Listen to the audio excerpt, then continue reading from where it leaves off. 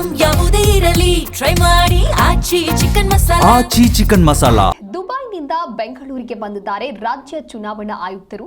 ಯುದ್ಧದ ಹಿನ್ನೆಲೆಯಲ್ಲಿ ದುಬೈನಲ್ಲಿ ಸಿಲುಕಿದ್ರು ಜಿಎಸ್ ಸಂಗ್ರೇಶಿ. ಆಗಮಿಸ್ತಾ ಇದ್ದಂತೆ ಸಂತಸವನ್ನ ಹೊರಹಾಕಿದ್ದಾರೆ. ಹಾಗೆ ಗ್ಯಾರಂಟಿ ಯೋಜನೆಯ ಉಪಾಧ್ಯಕ್ಷೆ ಪುಷ್ಪಾ ಅಮರನಾಥ್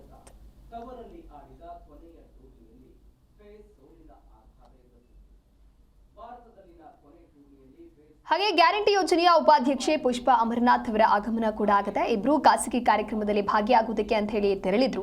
ವಿಷಯ ತಿಳಿದಾಗ ಸ್ವಲ್ಪ ಆತಂಕ ಎದುರಾಗಿತ್ತು. ವಿದೇಶದಲ್ಲಿ ಈ ಮಾಹಿತಿ ತಿಳಿದಾಗ ಇನ್ನು ಹೊರಗೆ ಏನಾಗ್ತಾ ಇದೆ ಅಂತ ಹೇಳಿಯೂ ಕೂಡ ಗೊತ್ತಾಗ್ತಾ ಇರಲಿಲ್ಲ.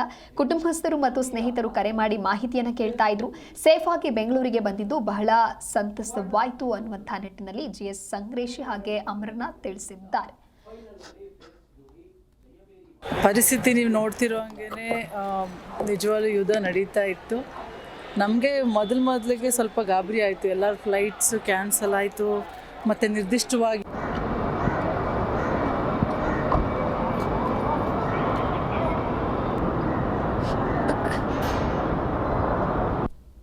ನಾವು 25ನೇ ತಾರೀಕಿಗೆ ಒಂದು ಇವೆಂಟ್ ಇತ್ತು, ಇಂಟರ್ನ್ಯಾಷನಲ್ ಅವಾರ್ಡ್ 28ನೇ ತಾರೀಕಿಗೆ. ಸೊ 28ನೇ ತಾರೀಕಿಗೆ ಗೊತ್ತಾಯಿತು ಇದು ಸ್ಟಾರ್ಟ್ ಆಗಿದೆ ಅಲ್ಲಿ ಬಿಟ್ವೀನ್ 2 ಕಂಟ್ರೀಸ್ ಅಂತೇಳಿ.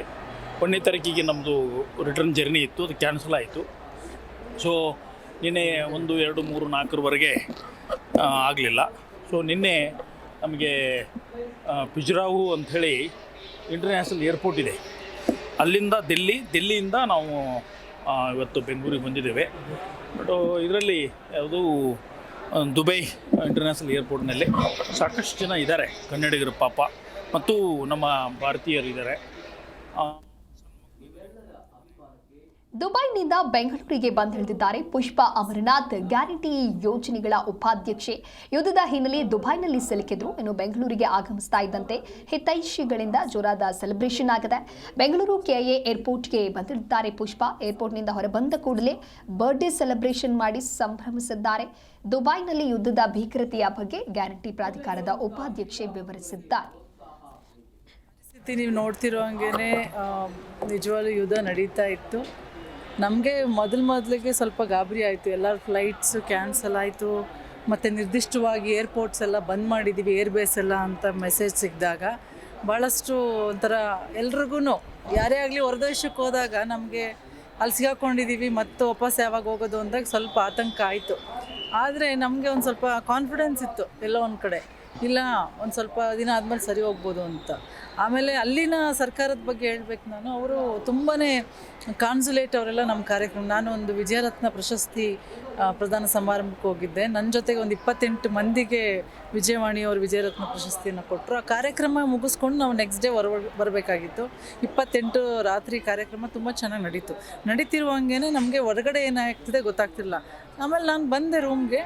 ಎಲ್ಲರೂ ಒಂಥರ ರೂಮಿಗೆ ಬರ್ಬೇಕಾದ್ರೆ ಎಲ್ಲರೂ ಮಾತಾಡ್ಕೋತಾಯಿದ್ರು, ಭಾಳ ಟೆನ್ಷನಲ್ಲಿದ್ದರು, ಭಾಳ ಒಂಥರ ಭಯದಲ್ಲಿದ್ದರು. ಅವಾಗ ಹೇಳ್ತಾಯಿದ್ರು ಎಲ್ಲ ಫ್ಲೈಟ್ಸ್ ಎಲ್ಲ ಕ್ಯಾನ್ಸಲ್ ಆಗಿದೆ, ಎಲ್ಲ ಏರ್ ಬೇಸೆಲ್ಲ ಇದು ಮಾಡ್ತಾಯಿದ್ದಾರೆ, ದುಬೈ ಫುಲ್ಲು ಇದು ಮಾಡಿದ್ದಾರೆ ಅಂದಾಗ ಹೌದಾ ಏನು ಈ ಥರ ಆಯ್ತು. ಆಮೇಲೆ ಕೆಲವರೆಲ್ಲ ಸ್ಟಕ್ ಆಗಿದ್ದಾರೆ, ಏರ್ಪೋರ್ಟ್ಸ್ಗೆ ಹೋಗಿ ಸ್ಟಕ್ ಆಗಿದ್ದಾರೆ, ತಾಯ್ನಾಡಿಗೆ ಮರಳಕ್ಕಾಗ್ದೇನೆ ಅಲ್ಲಿಂದನೇ ವೀಡಿಯೋಗಳು ಮಾಡ್ತಾಯಿದ್ರು.